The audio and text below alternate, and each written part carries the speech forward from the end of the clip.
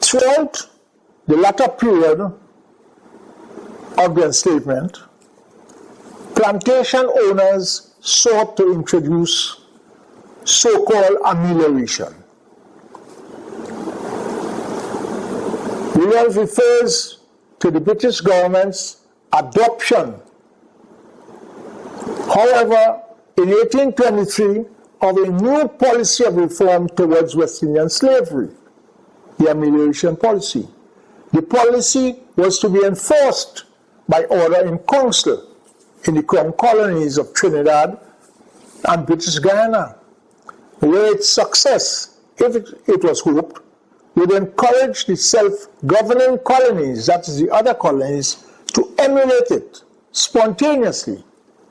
The reforms included abolition of whips, abolition of the Negro Sunday market by giving the slaves another day off, to permit them time for religious instructions, prohibition of the flogging of female slaves, the freedom of children born after 1822, admissibility of evidence of slaves in court of law, the establishment of savings banks for slaves, a 9-hour day, and the appointment of a protector of the slaves, whose duty it was, among others things, to keep an official record of the punishment inflicted on the slaves.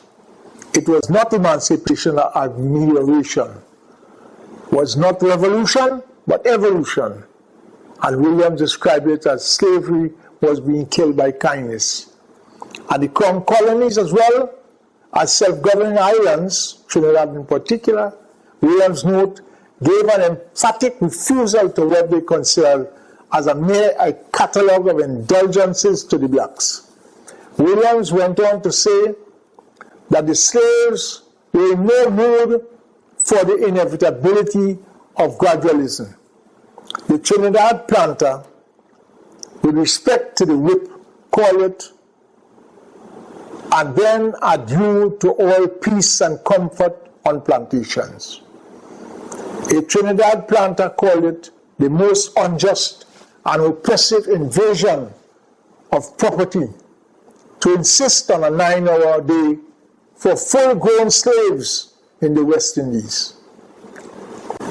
The proposal of amelioration was therefore vigorously resisted by the plantation owners.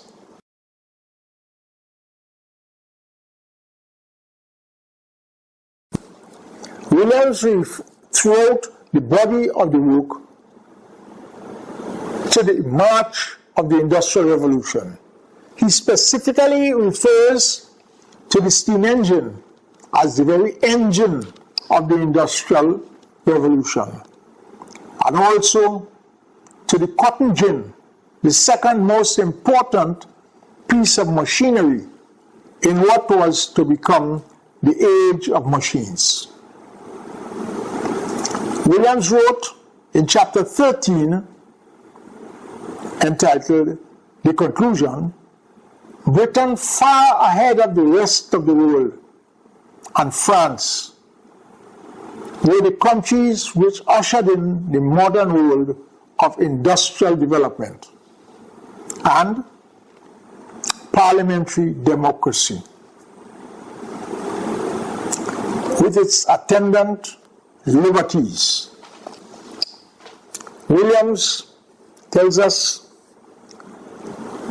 that the commercial capitalism of the 18th century developed the wealth of Europe by means of slavery and monopoly. But in so doing, it helped to create the industrial capitalism of the 19th century, which turned around and destroyed the power of the commercial capitalism, slavery, and all its works. This is at the depth, the core of Williams's thesis. Williams went on to present a much more profound statement. It was only with the loss of the American colonies in 1783, the Independence War of 1776, that Britain turned to the serious exploitation of her Indian possessions. Williams points out that it was this birth of British imperialism, but the death of West Indian monopoly and slavery ushered in the trade with Brazil.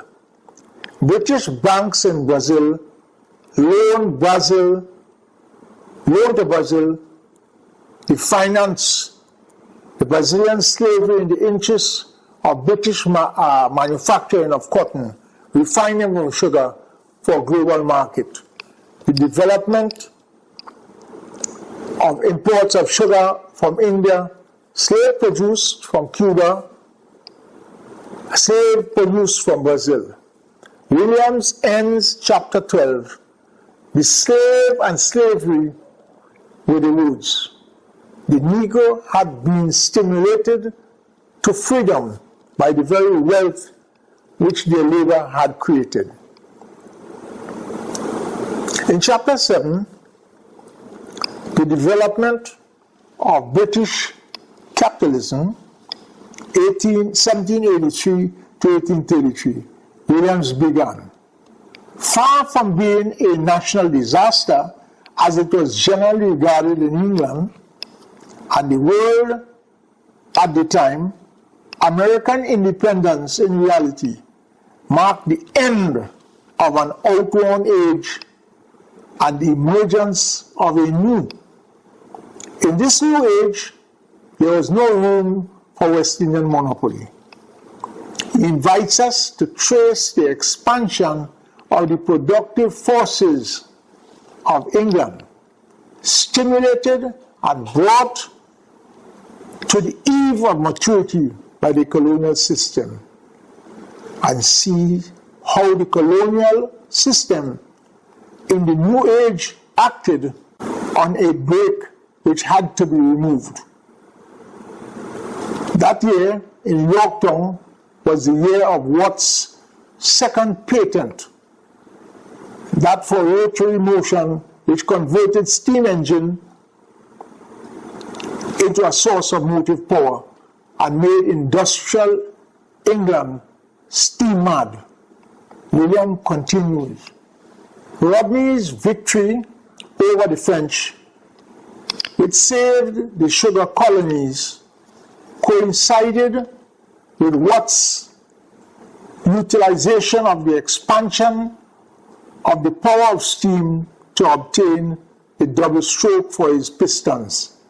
The peace treaty of 1783 was being signed when Henry Court was working on his pudding process, which revolutionized the iron industry. Williams went on to point out that the stage was set for that gigantic development of British capitalism, which upset the political structure of the country in 1832 and thereby made possible the attack on monopoly in general and West Indian monopoly in particular. Although the early phase of the Industrial Revolution was tied up with water power and later was consumed mainly by steam power, Williams tells us that the first steam mill was set up in England in 1785, and between 1785 and 1800, 82 steam engines were constructed for cotton mills. The first steam loom factory was built in Manchester in 1806. By 1835, there were 116,800 power looms. Iron was being put to a variety of new uses: pillars, rails, gas and water mains, bridges, ships. But the greatest was the construction of machinery. Britain's mechanical might was making the whole world her footstool. She was clothing the world, cotton and wool, exporting men and machines, the steam engine, and had become the world's banker. Brazil, West Indies, and Europe. Williams recalled, Britain was the center of the Industrial Revolution, and the industrial capitalists were the leaders. They wanted free trade, and slavery was part of the commercial capitalists and West Indian plantations, and they all represented the past. It is in this light that we must see the Industrial Revolution as empowering a new class in the class struggle and the development of capitalism to the inevitable next stage. Some writers have described the book Capitalism and Slavery as Williams's magnum opus, in that none of his subsequent books have risen to the level of importance to rival it. Some have described it as the seminal work on slavery. Ryan, in his book on Williams, Eric Williams, The Myth and the Man, has this to say. The book attracted a great deal of critical comments. It has indeed attracted a great deal of criticism, as well as a great deal of praise. This author will go no further to list or quote any of the other writers' comments, but will seek to review the book today as seen on the 50th anniversary of the Black Power movement of 1970. The book must be seen in the context in which and for which it was written. It was not a gospel, the work of divine revelation. That it is an academic study is an understatement. This is not the first time I have read the book, but I have never read it from page 1 to the end and as continuous exercise. Even this time, I have read it chapter by chapter, each chapter several times, and never in any chronological sequence. I sought to study the book and at the same time to read several other books by the author and books written about him. Some of these are listed here at the back of the paper. I also made notes as I read these books even before I began to write the paper. I have concluded that the tome is indeed a monumental work of a young man, a young scholar, about the African enslaved, about slavery, about the development of Britain from pre-industrial period and through the first industrial revolution of 1750 to 1900. This book is about the development of capitalism, mainly in Britain, the birth of empire, and its early phase of its transformation into imperialism. It is definitely not a study of global capitalism, but about the birth and development of capitalism at the center of the world. Britain, and where capitalism was born, its treatment is not as in-depth a treatment of the Industrial Revolution as some may have wished, but it is mainly a treatment of it as it relates to slavery of the African. It does not treat with the rape and the kidnap of the African, or the impact of the slave trade on Africa. It does not treat with the enslavement of the Africans in the American colonies, or on the Spanish islands, or on the French islands, or in the Dutch or Portuguese territories. Brazil. It deals exclusively with slavery in the British West Indies. The many other issues are treated as peripheral and as such are simply mentioned en passant. We must note that it is not a study of slavery per se, as some critics would have preferred. Williams raises several interesting issues, the first of which is that the end of the legal slave trade and emancipation of the African slaves were principally because of the economic factors of unfolding capitalism. The conflict between the commercial capitalists who were tied to the plantation and by extension themselves to the slave-operated plantations, and the industrial capitalists who were tied to manufacturing, refining, initially of sugar in England, and who were in favor of free trade wherever cotton or sugar could be bought cheaper. Example, Brazil, Cuba, India, all slave produced. But economics. Quite coincidentally, the latter's position coincided with that of the Quaker abolitionists at that time. This is a critical element to the Williams thesis. In this respect, it was pivotal to the study of the period. Williams's thesis on three factors, as correctly presented by Ryan, are: one, the first was that African slavery was rooted in economics and not racial factors. This is in fact two separate but related things. One, that African slavery was rooted in economics, and as such, it was not rooted in race.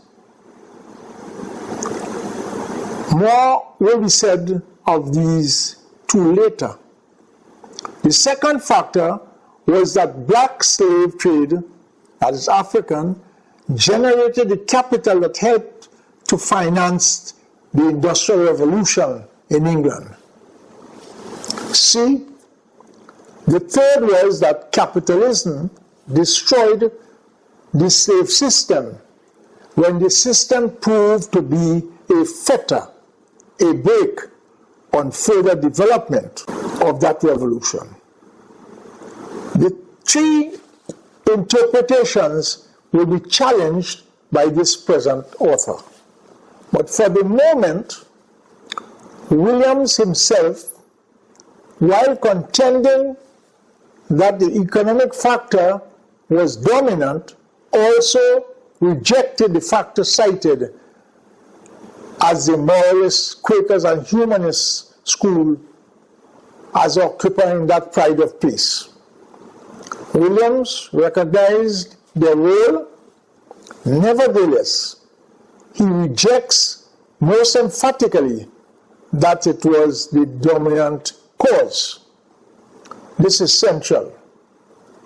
In fact, the body of Williams's submission throughout the work recognizes several other factors.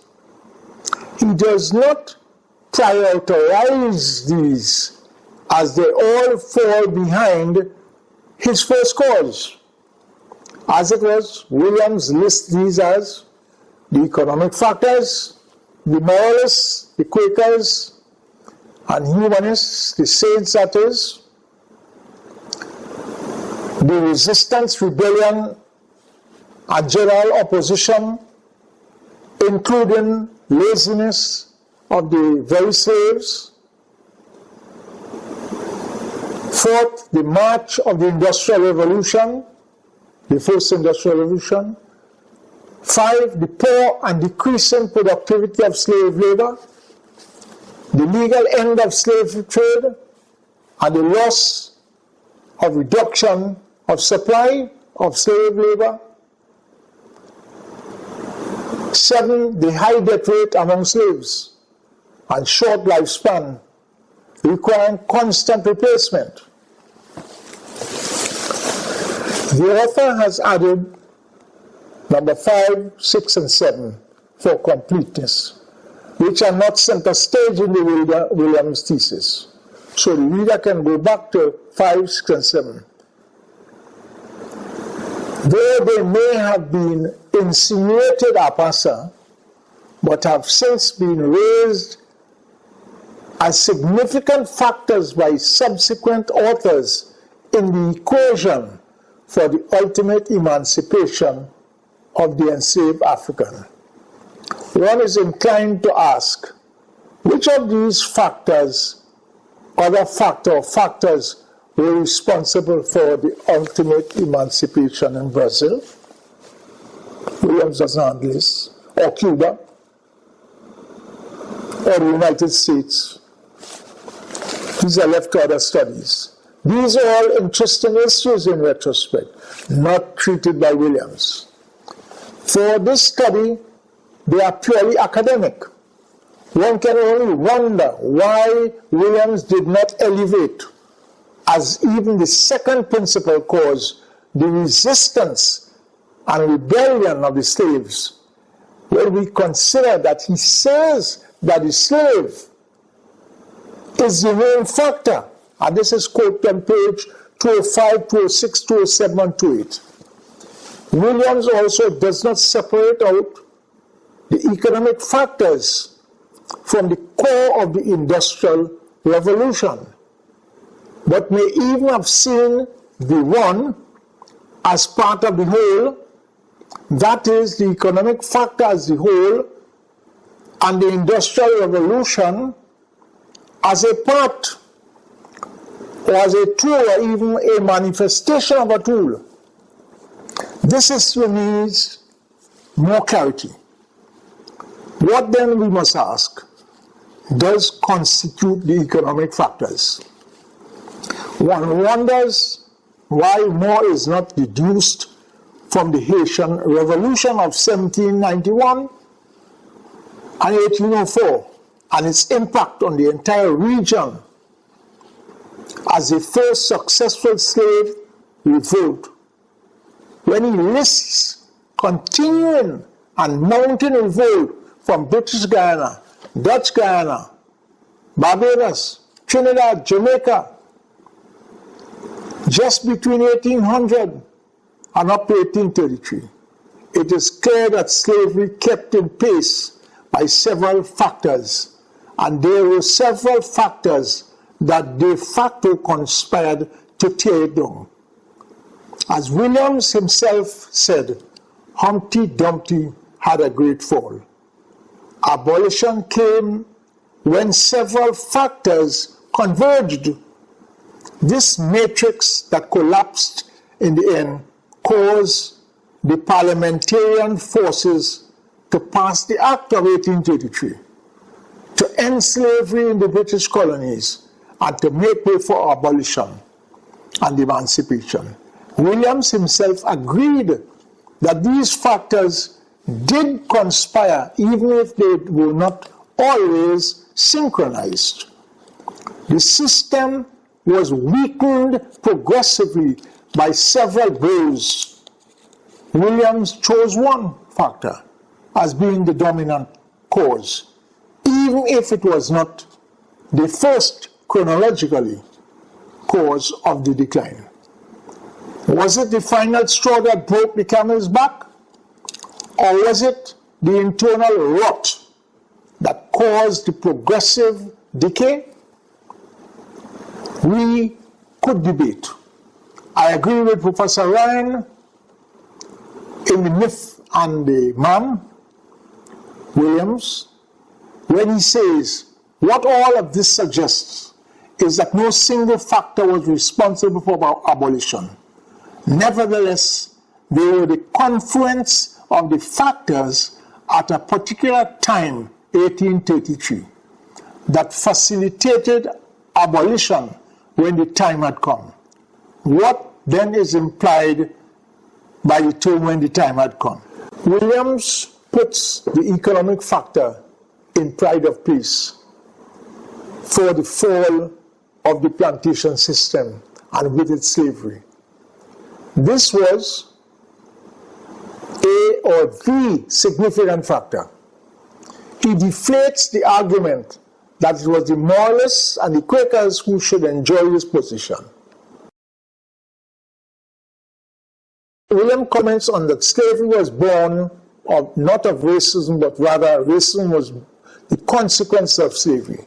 This is a troubling statement made by Williams, for which the author feels compelled to make some response.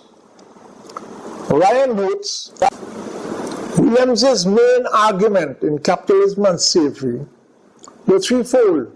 The first was that the African slavery was rooted in economic and not racial factors. He goes on to quote, slavery in the Caribbean has been too narrowly identified with the Negro, that is Williams. A racial twist has thereby been given to what is basically an economic phenomenon. Slavery was not born of racism, rather racism was the consequence of slavery. Unfree labor in the New World was brown, white, black, yellow, Catholic, Protestant, and pagan, Williams says. And Ryan does not challenge this. While slavery and enslavement can be found from ancient times, example, the alleged enslavement of the Jewish people by the Egyptians is rooted in military conquest, as was other biblical references to enslavement of the Jewish people by the Babylonians.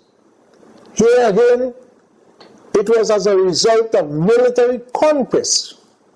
We can add the Roman enslavement of the Greeks. Enslavement is always the result of conquest and subjugation. Enslavement in the Aztecs and the Inca Empire, or in Africa, or in the Indian subcontinent, were all as a result of conquest or subjugation. The word to enslave is the result of forceful domination. No doubt the transatlantic enslavement of the African would be of a similar genesis. In comes the European. This is now not their conquest or subjugation, but trade. This begins a different process, economics and commerce. The Africans may have conquered or subjugated neighboring peoples or tribes. Then came the trade between the African leaders or chiefs and European traders. Let us turn for a moment to the enslavement of the native people in the Caribbean, which is Spanish found in the Caribbean islands and Caribbean territories.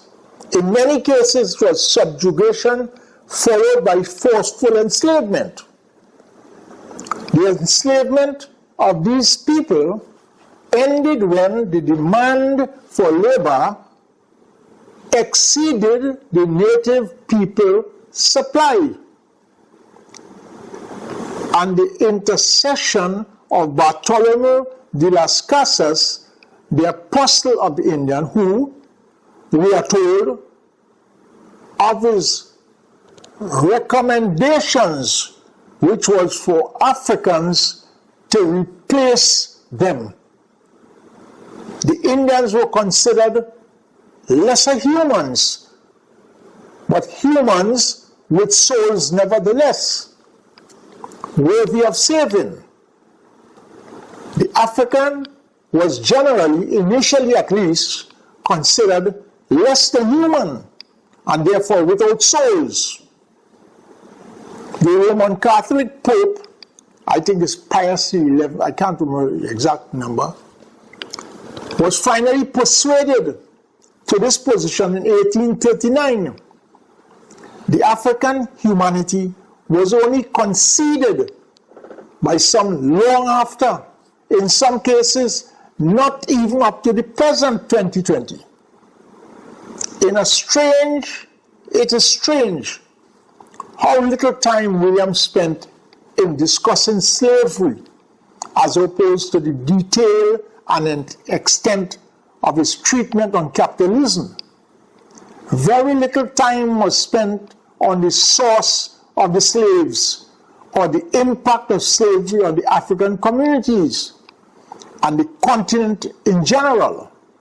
The same is true about the enslavement per se in the Caribbean. To Williams, it appears that African enslavement was no different from any other previous or concurrent enslavement, save and except for the time and the geography. We had to wait until Walter Rodney's work, How Europe Underdeveloped Africa, of 1972, to begin the discussion on the economics of the underdevelopment process. There was, to Williams, nothing about African enslavement that was unique. Even if this was excluded from his PhD thesis, it should have been dealt with in the book Capitalism and Slavery. The author begs to differ. It appears that the very humanism of the African was challenged, and Williams should have risen to the defense. If one accepts completely the thesis of non-distinction, it becomes easy to reject the racism aspect. Williams argues it had less to deal with the African culture of the laborer, but the cheapness of the laborer. He admits that the unique features of the African, his hair, his color, his identification, his subhuman characteristics, so widely pleaded, were only the latter rationalization to justify a simple economic fact. Again, Ryan does not challenge this. Williams cites several justifications for slavery, all by white writers, and he quotes those who present slavery as an economic institution of the first importance.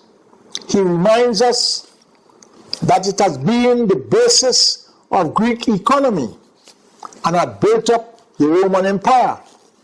He then goes on to point out, in modern times, it provided the sugar for the tea and the coffee cups of Western world. It produces the cotton to serve as the base for the modern capitalism. It made the American South and the North and the Caribbean islands. Seen in historical perspective, it forms a part that underprivileged classes, slavery, the sympathetic poor laws and the severe feudal laws, and the differences with which the rising capitalist class was beginning to reckon. Prosperity in terms of pounds sterling and becoming used to the idea of sacrificing human life to the deity of increased production. This is possibly the most unforgiving part of this book. One could understand why Williams, a West Indian, even of mixed ancestry, could be moved to include this in his DPhil submission, where its approval had to rest on the approval of British professors in Oxford of 1938. But in 1943, the publishing of the book of which the chapter is new, the tenor of the submission is hardly forgivable. He seems to accept, if not defend, the enslavement of the African, while seeing no uniqueness in the African enslavement, with the Middle Passage and the centuries of cruelty well recorded at the time of his writing. This is a serious blemish on an otherwise monumental work, Capitalism and Slavery, coming out of a milestone DPhil thesis. The question of the African distinctive features, facial, physiognomy, color, natty hair, and long fueled by the idea that he was more animal than man, this had fueled the idea of his intellectual inferiority, his lower level of ascribed development, the lower level of his organizational and social development, even the argument that he was more ape than man. In the early period of Europe's attempted penetration of the dark continent, Africans were brought to Europe, the European capitals, as novelty items, where the marvel was that he, the African, was actually capable of intellectual feats not associated with primates. This was the general view of the African before 1492. In fact, the Portuguese began to capture and enslave Africans as early as 1440 to be taken to Portugal and Madeira, where they were used as slaves in the early plantation of sugar cane. In fact, the Arabs were the first to begin the slave trade of Africans. And this was to begin even before the Portuguese in the 8th century. Williams must have known this in 1936 to 38 when he was writing his doctoral thesis, but definitely in 1943 where he was expanding it into the present work, Capitalism and Slavery. The question of the Africans' perceived inferiority by the European precedes Darwinism, the theory of evolution. Racism towards the African as an inferior member of Homo sapiens, if he is a member at all, is as ancient as it springs mainly from his distinction from most other members, and more recent theories of anthropology, archaeology, and more recent genetics. The study of DNA with Crick, Watson, and Wilkins. The Human Genome Project has not quieted down the racial assault against the African. In fact, the research has continued unabated. Crick himself has led the modern charge. In fact, a recent tome of 871 pages entitled The Bell Curve of 1994 will not be the last. The African American, even though emancipation has long been law, 1865, will testify to the fact that this racism is alive and well 155 years later. Racism against the African is alive and well today as never before in 2020. The author must challenge the Williams thesis that white servitude was the historic base upon which Negro slavery was constructed. Arab enslavement of Africans, as was the Portuguese enslavement of Africans, preceded white servitude in the New World. Williams, therefore, concludes that slavery was not born of racism. Rather, racism was the consequence of slavery. The present author must vehemently and emphatically reject this as part of the otherwise brilliant thesis. The belief that the African was non-human is not only unforgivable ignorance, it is racism. The belief that he is human but an inferior species is also forgivable ignorance. What a convenient mental device to justify enslavement. This is racism to facilitate peace of mind and to permit economic exploitation. All this permits and justifies brutality based on racism.